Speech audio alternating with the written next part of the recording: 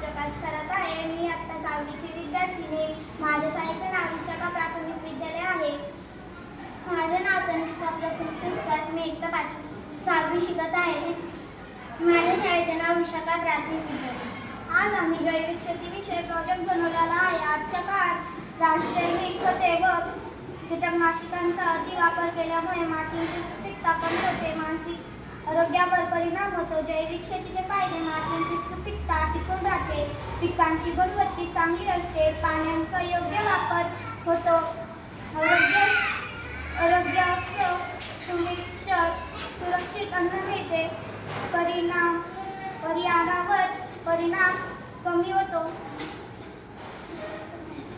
जैविक शेतीसाठी वापरले जाणारे निरक्षक घटक.